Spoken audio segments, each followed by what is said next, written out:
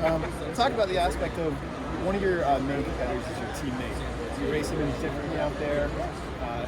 What's that like, having battling for a championship with a teammate? We used to, with the Team Star every year, all the riders are rivals for the championship. So I kind of used to that. But honestly, I'm lucky this year because I think Justin and I we grew up from last year, and last year was kind of more tension with the outdoors because we were really fighting really hard. And this year, honestly, we knew we would be both rivals on the track.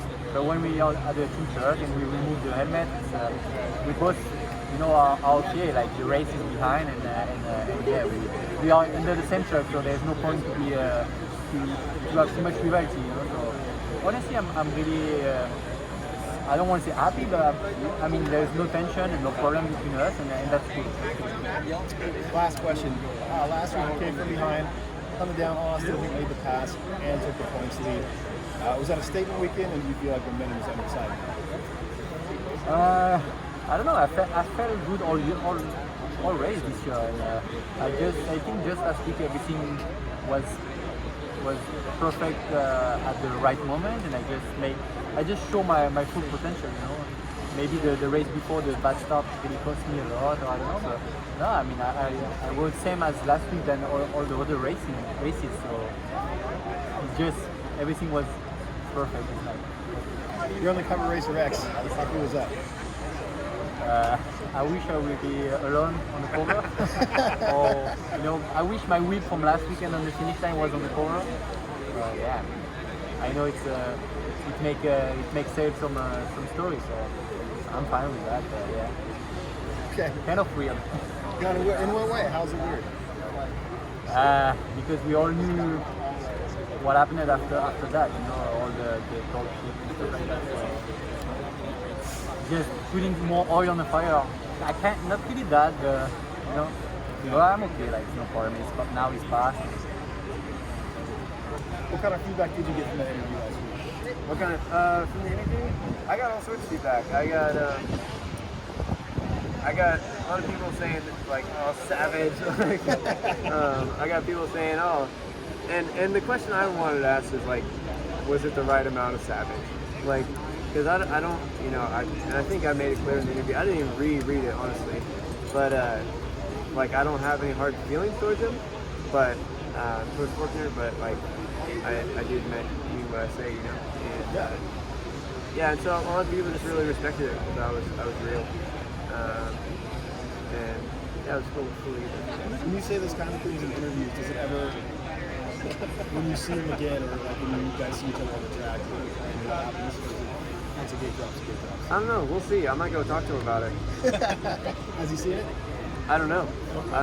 I presume someone would have said something to him. Yeah. But yeah, honestly, I might go talk to him about it. Like, hey, what's going on, man? Does it have to be like this? Running deep in on the stopping, Huh? No, not like that. Or just in general? Hey, and the stopping thing, like, yeah, he probably could have just turned left.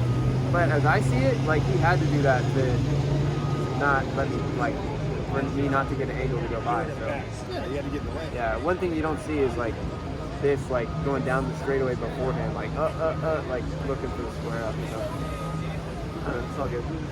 Came into the season hot, really turned some heads, had some hiccups since, and we had time to readjust. And if so, what's your approach tonight? Is it different than the other races at all?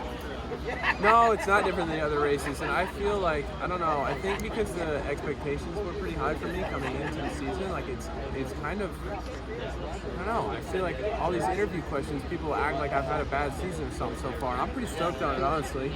I feel like I've been riding pretty well, and it's just an adjustment period, I mean, these guys are really good, and like last week was a really good step for me getting up front with those guys and battling with Eli and Ken and Cooper, I mean, all champs, so same approach this weekend. I think my approach every weekend is just to focus on trying to give myself an opportunity to win. I think you just have to keep giving yourself chances until it works out, and then you win one, and then you feel you can win more. So that's kind of my strategy. You talked about expectations. After that first race, do you think expectations went up even more? No, my expectations have been the same. I mean, Anaheim won everybody's always talked about how it's like so much different than the rest, right? It's like there's been a lot of guys in the past that have won and then they disappeared the rest of the season. So I really didn't put too much stock into Anaheim. I mean, I felt good and I felt like it was repeatable, but at the same time, you kind of have to wait some races to get everybody to kind of get settled in. And, it's the same thing after Monster Cup. It's like, yes, I rode to my potential and I won, but it's the same. I mean, everything that's happened so far hasn't caught me off guard at all, really, to be honest. So I think just about continuing to try to figure it out. And it's really, when I say figuring it out, it's just about adapting to the track in the main event, really. The last 8 minutes of the race, you have to change and move around, and you really have to set your bike up to be good in that area. So those are all the things I've been working on. You talked about questions and like people maybe insinuating you have a bad season. I don't see it that way. What are some of the questions you're getting that you're tired of? No. It's not bad season, but it's like people are like, oh, you started out strong, but you haven't had a podium since. I'm like, what do you like? Yeah, it's hard to get a podium. It's like I'm a rookie in a 450 class. What do you expect? But no, it's fine. I more just poke fun than anything. It doesn't bother me. Hey, what's been your best moment so far in those first 5? My best moment so far, I was really proud of my ability to kind of recover after Osborne ran into me at St. Louis. Like, he put me back, I think, to 7th, and then I had to pass him all and pass him again. And I did tip over on the last lap and lose those positions, but I was excited that I was able to. It's just a lot of mental growth for me, those areas. Even though it didn't turn into a great result on the night, like, that's the kind of stuff that I can look at and say, man, you're making a lot of progress. You're going in the right direction. And then at one time, we were going down the straightaway at Glendale, and I squared up Cooper. Again, he beat me in that one. I crashed. We get it. But the square up was sweet. I felt good about it. All right, last question. People refer to the 450 class a lot as a thinking man's class, and you talk about how wild and crazy the 250 class is in terms of intensity. But do you think that's accurate? Because things seem pretty darn intense when the gate drops to the 450s. It's not too much different. I think in general, like 1 through 20, everybody on the 450 class knows what they're doing a little bit more. Like, if you get a bad start in the 250 class and you're outside like the top 8, it's pretty scary. But for the most part in the 450 class, everybody kind of knows what they're doing. And there'll be a lot of times, like if I'm in the back, right, I get a bad start and I'm up alongside somebody in a rhythm section. Maybe I have 2 bike lanes on them, I'm on the outside. And they know, whoever it is knows I'm going to pass them eventually. Like, they kind of don't make it crazy hard on you just to be an asshole. If that makes sense.